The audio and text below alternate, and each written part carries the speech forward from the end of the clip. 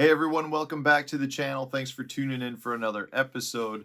I recently did a video talking about clear water and some tips and tricks that you can implement to increase the number of bites that you get when fishing clear water, because a lot of people are intimidated by clear water. But at the same time, a lot of people are intimidated by muddy water, and I had a lot of comments from viewers asking me to do the same thing that I did for clear water in the muddy water. So I've got for you 5 really good tips. These are things that I do on a daily basis every time I approach a muddy water fishery. So this pretty much holds true on rivers as well as lake systems, any place you're talking about having some good off-colored water. And for me, muddy water is generally going to be anything that's like, I'm going to say 6 inches of visibility or less, potentially a foot of water or less. But really, as you get dirtier, these things hold true even more, to the point where you could be fishing what I consider like straight chocolate milk or clay type water, to the point where if you stuck your hand in the water, you'd pull it out and the hairs on your arm would have sediment on them. So the darker the water gets, the more this all holds true. But I thought this would be valuable to do because I did have a lot of people ask me to do it after watching that clear water video that I put out.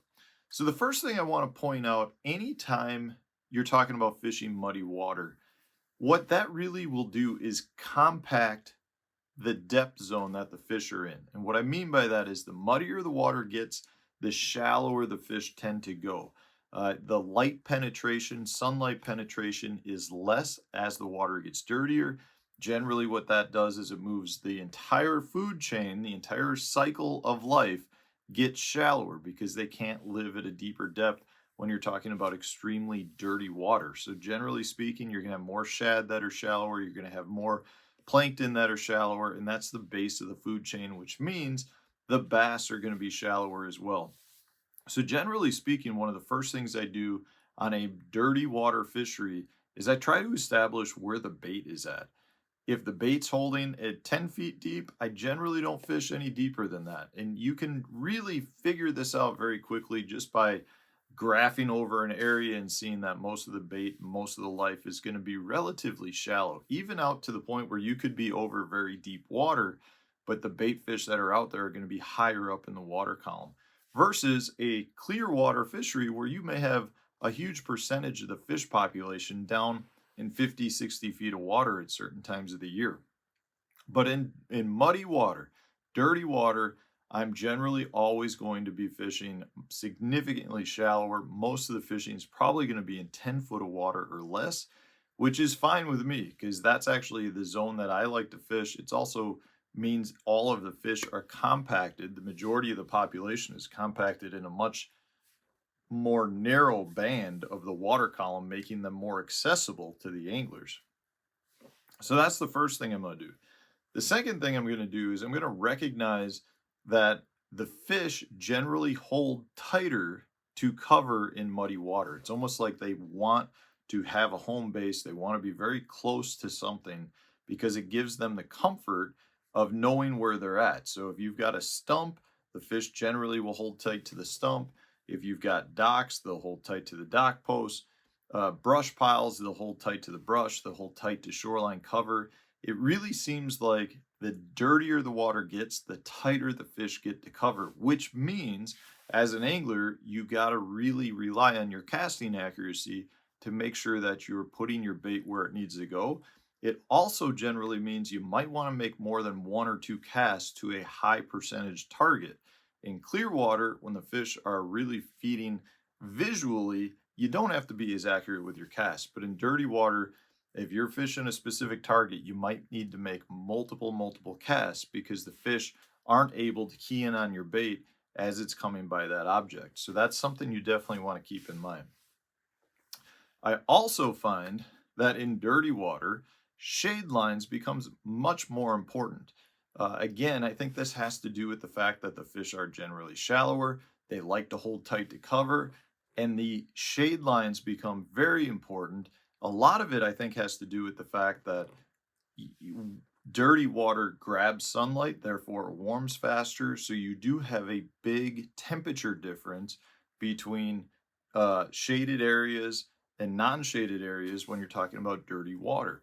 And especially in the summer months, you will have much cooler water under a shaded tree versus out in the middle of a flat or middle of a shoreline. And it seems like the fish really relate better to shade lines and shade pockets and little shaded spots better than clear water areas where you don't have as much temperature difference. You might have definitely some sunlight penetration through that clear water, but it doesn't tend to warm the water as much. The fish in muddy water prefer those shaded areas, especially during your warm water periods of the year. It's definitely something that I really like to key in on. If you're talking about bait choice, a lot of people are going to sit here and say, well, you gotta have a bait that's really loud, creates a lot of vibration, just moves a lot of water. I agree with that, but I'm going to add a caveat to that, in which case I like a big, bulky bait that's going to move a lot of water. Could be through vibration, like with your vibrating jigs, could be a crankbait where it's actually got wobble, but I want a slower moving bait, meaning I don't want a bait that's going to create a lot of movement and be out of the strike zone fast. Because you're talking about fish that are really using their lateral line to track your bait, the faster your bait moves out of that strike zone, the lower your chance of getting bit is. So generally speaking, in muddy water, I tend to choose bigger, bulkier baits that create a lot of movement, push a lot of water, but stay in the strike zone. So as an example, maybe you're throwing a spinnerbait. Instead of throwing a double willow leaf spinnerbait, throw Colorado blades. If you're throwing a crankbait, maybe you want to throw a crankbait that dives a little bit faster or floats a little bit slower so that when you stop it, the bait doesn't float right out of the strike zone. It slowly floats. Or a deep diving crankbait can be good because you can reel it at a much slower pace and keep it down at the depth that you want. The point here is you want something that moves a little bit slower, but still creates a lot of movement, a lot of vibration, makes a big difference. The last point that I'm going to make, and this goes back to your bait choices, you want something that's going to try to stand out a little bit in that dark water. Generally speaking, you could be fishing water where there is zero visibility, but the reality is you're still probably going to be looking at using your dark colored baits. Black and blue are phenomenal colors in dark, muddy water, but don't forget about some of your bright colors. There are times where your whites and your chartreuses, even your oranges, your blaze oranges can grab some sunlight and almost create like an iridescent hue around the bait, which can help the fish track it. But it is very important to use a dark, opaque color, meaning something that is a solid surface color, so that the fish, if that is in front of them, can have that ability to track it.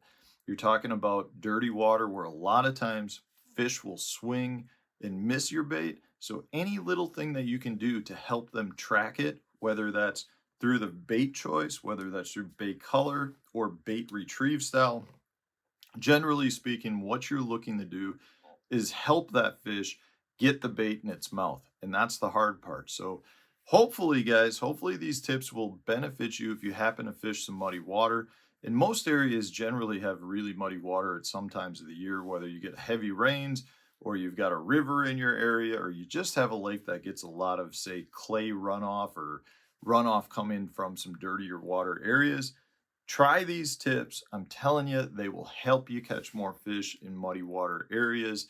Doesn't sound like a whole lot, but every time you head out, if these help you catch 2 or 3 more fish, it really can take your day from average to a good, exceptional day of fishing. So hopefully this helps.